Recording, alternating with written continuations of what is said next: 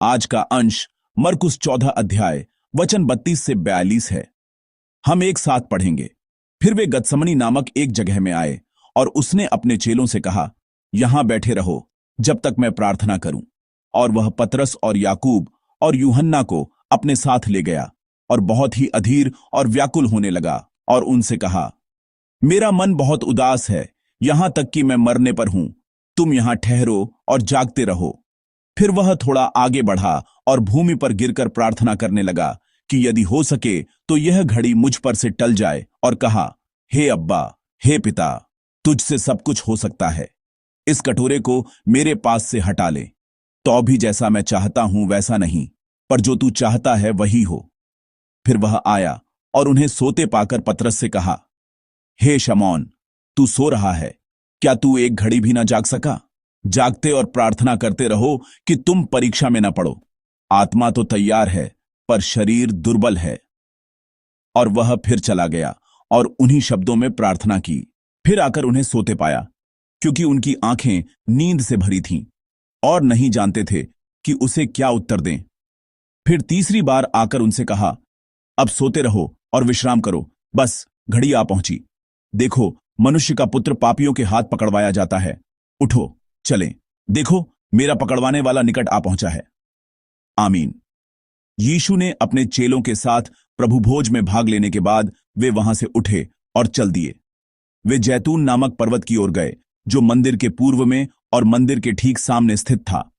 उस बड़े जैतून पर्वत पर नीची पहाड़ियों के बीच गतसमनी नामक एक बाग था। यह एक ऐसी समतल जगह थी जहां यीशु अक्सर प्रार्थना करने जाते थे।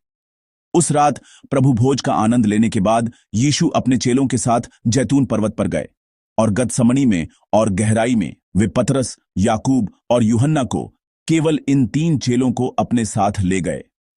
प्रार्थना के स्थान के पास पहुंचकर यीशु ने दुख से भरे मन से इन 3 चेलों को देखा और कहा, यहां मेरे साथ प्रार्थना करो, जागते रहो और प्रार्थना करो। और फिर यीशु अकेले आगे बढ़कर प्रार्थना करने लगे। यही वह दृश्य है जिसे आज के पाठ अध्याय 14 आयत 32 से 34 में वर्णित किया गया है। और क्रूस के सामने यीशु का स्वरूप, जो उनके जीवन का उद्देश्य और चरमोत्कर्ष था, और उस क्रूस का सामना कर रहे चेलों का स्वरूप बहुत ही भिन्न था। हम देखते हैं कि यीशु इतनी गहरी पीड़ा में थे कि वे मरने पर थे, और वे पूरी लगन से प्रार्थना कर रहे थे।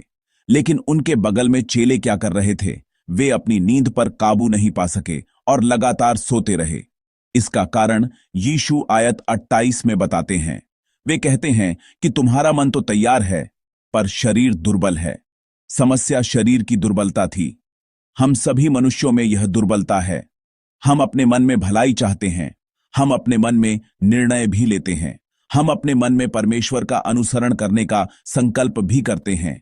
लेकिन जब हम शारीरिक सीमाओं में फंस जाते हैं तो हम अंततः परीक्षा में पड़ जाते हैं और आध्यात्मिक नींद में सो जाते हैं।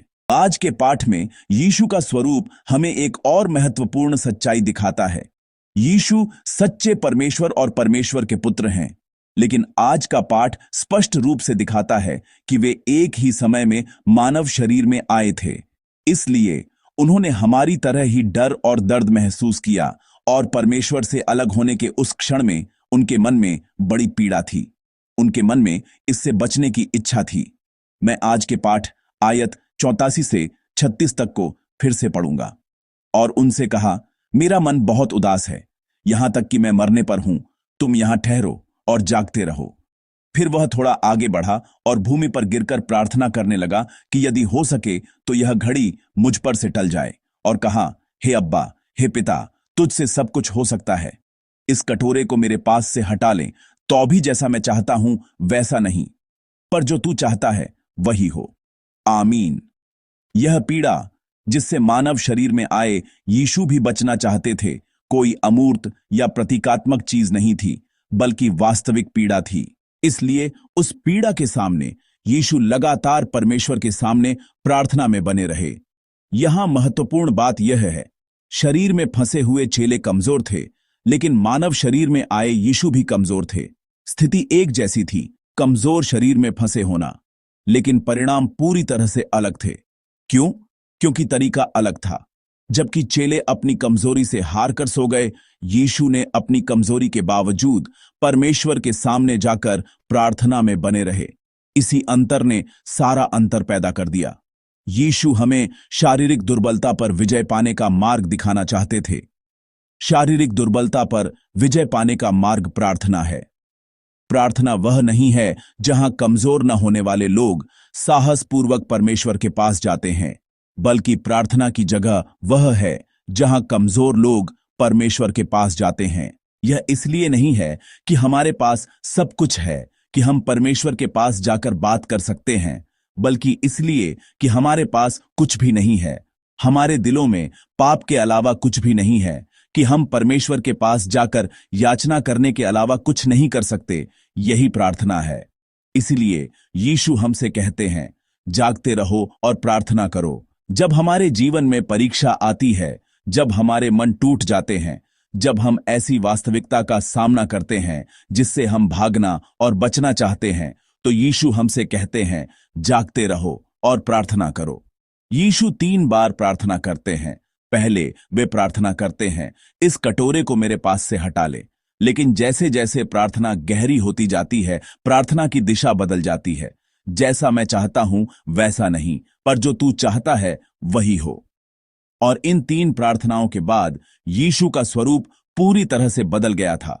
ये 3 प्रार्थनाएं आसान नहीं रही होंगी। आज यीशु जहां प्रार्थना कर रहे हैं, उस स्थान का नाम गतसमनी, हिब्रू शब्द गत, जिसका अर्थ है दबाव, और शेमेन, जिसका अर्थ है तेल, से मिलकर बना है। अर्थात गत शेमेन का अर्थ है तेल निकालने का कोल्हू। उस समय इज़राइल और जैतून पर्वत पर बहुत सारे जैतून के पेड़ थे। उन जैतून के फलों को एक कोल्हू में डालकर लगभग 3 बार तेल निकाला जाता था। पहली बार जब कसकर दबाया जाता था तो एक्स्ट्रा वर्जिन तेल निकलता था, जो शुद्ध रूप से खाने योग्य तेल होता था। दूसरी बार दबाने पर खाना पकाने में इस्तेमाल होने वाला तेल निकलता था। और आखिरी तीसरी बार यह गूदे और बीजों के साथ निकलता था, जिससे दीपक जलाने वाला तेल बनता था। आज पाठ में यीशु की 3 बार की प्रार्थना का मतलब है कि उन्होंने उस जैतून के कोल्हू में दबाए जाने जैसी पीड़ा का अनुभव किया।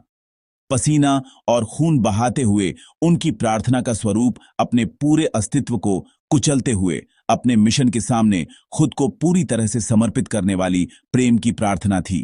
परमेश्वर के सामने उड़ेली गई तेल निकालने वाली प्रार्थना, उस प्रेम की प्रार्थना यीशु ने की थी। धैर्य की उस प्रार्थना, परमेश्वर के साथ संघर्ष के उस कठिन समय के समाप्त होने के बाद अब वे अपने चेलों के सामने आकर कहते हैं, मैं आ गया हूं, उठो, चलो साथ चलें। वे अब इससे बचते नहीं हैं। वे समस्या की स्थिति से भागते नहीं हैं। वे साहसपूर्वक उठकर उस मार्ग पर चलते हैं। यीशु की दृष्टि को देखें तो जब उन्होंने पहली बार प्रार्थना की थी तो वह कैसी थी? उनकी दृष्टि भूमि की ओर थी जब उन्होंने प्रार्थना की। आमतौर पर यहूदियों के हाथ उठाकर खड़े होकर प्रार्थना करने के तरीके के विपरीत आज यीशु घुटने टेककर भूमि पर गिरकर प्रार्थना करते हैं। और 3 प्रार्थनाओं के समाप्त होने के बाद उनकी दृष्टि उस समस्या के स्रोत को सीधे देखने वाली यीशु की दृष्टि में बदल जाती है जो उन्हें पकड़ने आ रहे थे। उन्होंने यह नहीं कहा, मुझे यह जगह अच्छी लगती है, मैं यहीं रहना चाहता हूं, बल्कि अब वे उठकर साथ चलते हैं और परमेश्वर द्वारा दिए गए मिशन के मार्ग पर दृढ़ता से चलते हैं। यह हम आज के वचन के माध्यम से देखते हैं। उन सब के बीच में प्रार्थना थी। प्रिय विश्वासियों, वास्तव में मानवीय दृष्टिकोण से यह एक ऐसा कटोरा है जिसे पिया नहीं जा सकता। यह एक ऐसा मार्ग है जिस पर चला नहीं जा सकता। यह एक ऐसा मार्ग है जिससे हम बचना चाहते हैं, जिससे हम भागना चाहते हैं, और यदि संभव हो तो इससे दूर रहना चाहते हैं, क्योंकि हमारे भीतर शारीरिक दुर्बलता है। लेकिन यीशु ने दिखाया कि प्रार्थना करने वाला व्यक्ति उस मार्ग पर चल सकता है। हम भी अभी भी शारीरिक दुर्बलता के साथ इस स्थान पर बैठे हैं।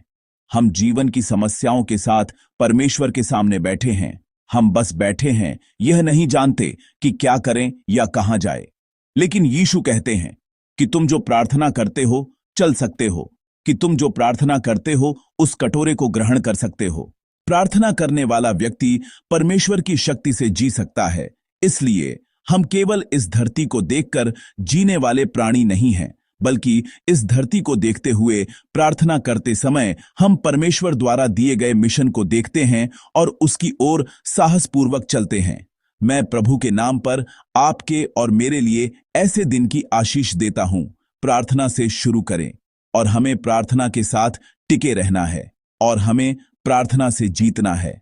मैं प्रार्थना करता हूं कि आपका दिन धन्य हो, एक ऐसा दिन जिसमें आप परमेश्वर द्वारा दिए गए मार्ग पर साहसपूर्वक चलते हैं, एक मिशनरी का एक शक्तिशाली दिन।